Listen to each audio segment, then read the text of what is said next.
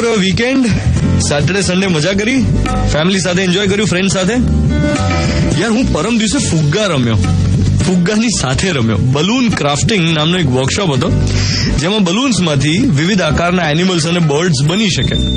જેમ કે એક બલૂનમાંથી ડોગ બને, પછી કેટ શેપનું બલૂન હોય, જેમાં બલૂનમાંથી જ બનેલા એના 4 પગ હોય, એક પૂંછડી હોય, બધું જ આખું આમ ફુગ્ગા વાળું હોય, અને કોઈ દોરી વોરી યુઝ નહીં કરવાની. તો મને પેલા પૂછ્યું કે તમારે શું બનાવો છે? મેં કહ્યું યાર મોન્સૂન છે, ચલો મોર બનાવીએ. એટલે મેં પીકોક બનાવ્યો. મોર ટવકે મજા પડે ને, એટલે બલૂન પીકોક બનાવ્યો.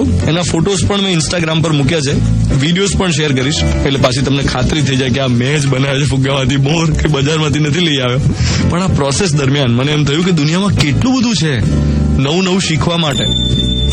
હું જયારે ફુગ્ગા સાથે રમતો હતો ત્યારે એક ક્રાફ્ટ શીખતો હતો અને એમાં ખોવાઈ જ ગયેલો.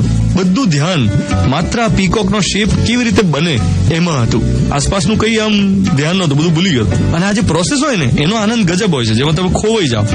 અને એટલા માટે જ રેગ્યુલરલી કશુંક નવું શીખતા રહેવું જોઈએ. બીજો પોઈન્ટ, જયારે પણ હું લો ગાર્ડન પાસે પેલા ફુગ્ગા વેચનારાને જોઉં ને ત્યારે મને વિચાર આવે કે આ બલૂન્સ, ગુબ્બારા કેટલા કલરફુલ છે ને, અને એને વેચનારની જિંદગી કેટલી બ્લેક એન્ડ વ્હાઇટ છે. એ ફુગ્ગાવાળો હોય ને એની પાસે પેલી તલવારો હોય, અમે નાના હતા ને ત્યારે ખરીદતા, લાકડાની તલવાર, ચળકતા કાગળમાં વીંટાયેલી તલવાર, બુઠ્ઠી તલવાર. એટલે એવા કેટલા બધા લોકો છે જે બુઠ્ઠા થયેલા જીવન પર ચળકતા કાગળ ચોંટાડીને ખુશીનો આભાસ મેળવતા હોય. આજનો મોર્નિંગ મંત્ર એવો છે કે દુનિયામાં બધાને એમના બ્લેક એન્ડ વ્હાઇટ સપના માટે રંગ પૂરવાનો ચાન્સ આપે ઉપરવાળો, એવી પ્રેયર્સ કરીએ.